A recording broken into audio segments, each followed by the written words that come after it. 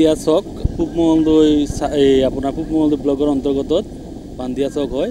এইটো ৰাস্তাটো আপোনাৰ নেশ্যনেল হাইৱেৰ পৰা আপোনাৰ উন্দলঝাৰৰ দি আপোনাৰ চৰকাৰ চকলৈ গৈছে। এই যোৱা ৰাতিত আপোনাৰ যিখন মোৰ পিছফালে কালভাৰ্টখন আছে, কালভাৰ্টখন ৰাতি 12টামান বজাত মানে আপোনাৰ ছিঙি যায়। দুই মাথাতে মাটি খহনি হিচাপে যোৱাৰ পিছত মানুহ যোৱা অহা পথ বহুত অসুবিধা হৈছে, আপোনালোক নিশ্চয় দেখা পাইছে।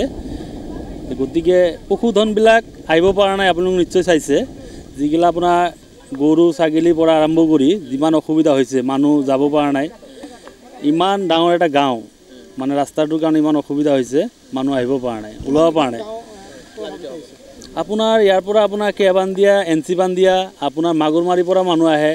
ইফালে আপোনাৰ কাটনিচৰ, আপোনাৰ মধুচৰ, এই চৰ চাপৰি যিমান আছে এইটো ভাল ৰাস্তাই আছিল, কিন্তু এতিয়া বৰ্তমান আহিব পৰা নাই, বহুত অসুবিধা হৈছে। ক্ষয়ক্ষতি চাওক, মাকৈ খেতি, আপোনাৰ মৰাপাটা যিগিলা খেতি আছে আৰু চব্জি খেতিও আছিল, এইগিলা চব এতিয়া পানীৰ তলত।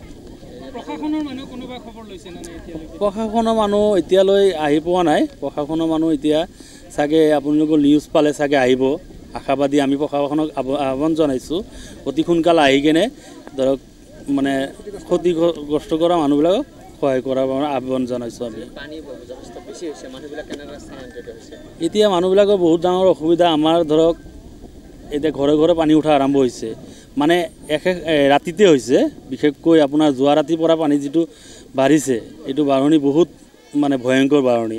আৰু নিশ্চয় আপোনালোক দেখা পাইছে, আমিও নিউজত দেখা পাইছোঁ, আপাৰৰ ডিব্ৰুগড়ৰ পৰা আৰম্ভ কৰি যিটো বানপানীৰ যিটো ভয়ংকৰ যিটো ৰূপ হৈছে, এইটো বহুত ডাঙৰ ভয়ংকৰ। প্ৰশাসনক আহ্বান জনাওঁ আমি, যাতে আমাক যিমান দূৰ পাৰে সহায় কৰে। আৰু এইটো আপোনাৰ আপাৰৰ পানী হয়, আপোনাৰ ব্ৰহ্মপুত্ৰ বাঢ়নি পানী।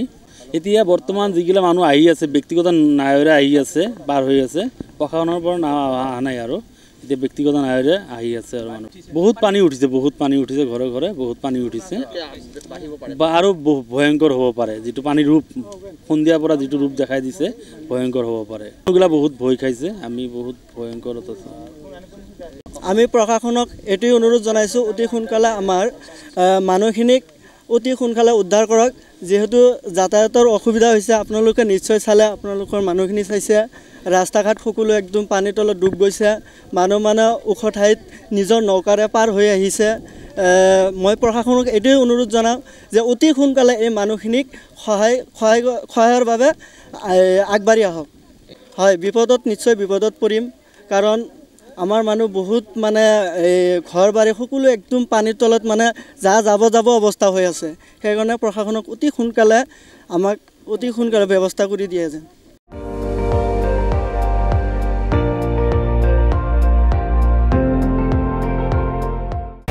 আপুনি চাই আছে ND24, সৰ্বশ্ৰেষ্ঠ নহয়, সৰ্বোত্তমৰ দৌৰ।